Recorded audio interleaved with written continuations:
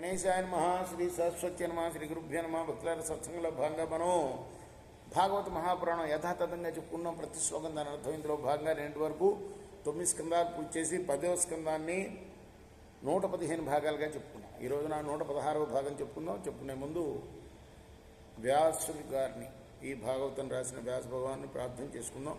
వ్యాసాయ విష్ణు రూపాయ వ్యాస రూపాయ విష్ణవే నమో వై బ్రహ్మణదే వాసిష్ఠాయ నమో నమః. ఆంజనేయ మహావీరం బ్రహ్మ విష్ణు స్వాత్మ కరుణార్క ప్రభం శాంతం ఆంజనేయ నమామ్యహం. సమర్థద్గురు సాయినాథ్ మహారాజ్ కీ జై. శ్రీ భగవాన్ ఉవాచ అహో అమీ దేవ భరామరార్చితం పాదాంబుజం తే సుమనః ఫలార్హణం నమంచుపాదాయ శిఖాభిరాత్మనః తమోపహత్యయేతరు జన్మ యత్కృతం. కృష్ణ భగవానుడు అంటున్నాడు బలరాముడితోటి, అన్న ఇటు చూడు, ఇక్కడి వృక్షాలన్నీ కూడాను తమ యొక్క కొమ్మలు అనే చేతులలో పువ్వుల్ని ఫలాల్ని నింపుకొని ఇంద్రాది దేవతలచే పూజింపబడు నీ పాదాలకి వాటిని అర్పిస్తూ ఆరాధిస్తున్నాయ్యా, వినమ్రులై నమస్కరిస్తున్నాయి. అవి తమ చిలక పలుకుల ద్వారా ఆత్మీయతను ప్రకటిస్తూ, స్వామి, మేము పూర్వజన్మల్లో చేసుకున్న పాపకర్మల ఫలితంగా వచ్చిన మా వృక్ష జన్మను తొలగించి మాకు ఉత్తమ జన్మను ప్రసాదింపని వేడుకుంటున్నట్టున్నాయ్యా ఓ ఆదిశేష, ఆదిపురుష అని అన్నకి చెప్తున్నాడు అన్నమాట.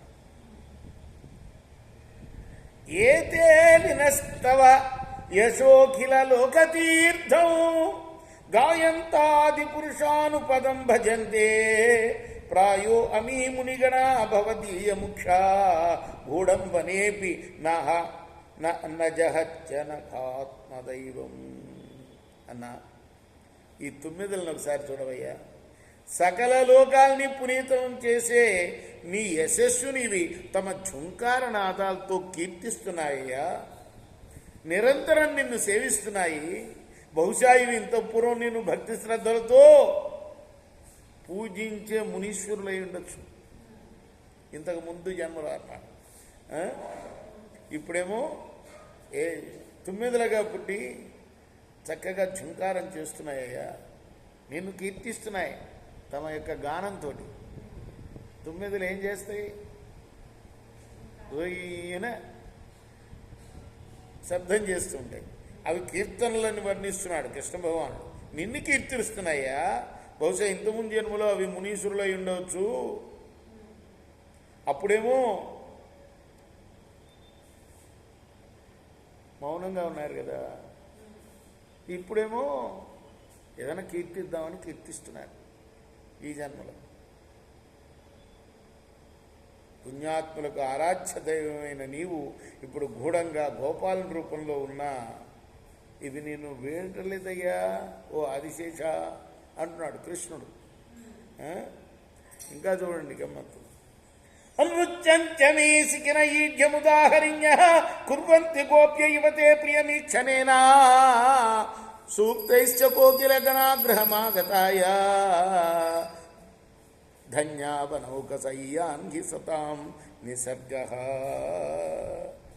అందరికీ పూజ్యులు అయిన ఓ అన్నయ్య, ఇక్కడున్న ప్రాణులకి ఈ వనమే గృహం అయ్యా. తమ ఇంటికి వచ్చిన నిన్ను చూచి సంతోషంతో పొంగిపోతున్నాయి. ఇక్కడున్న ప్రాణులన్నీ కూడా నీలాంబరుడు అయిన నిన్ను చూచి మేఘంగా భావించి నెమళ్ళు ఆనందంతో నృత్యం చేస్తున్నాయ్యా.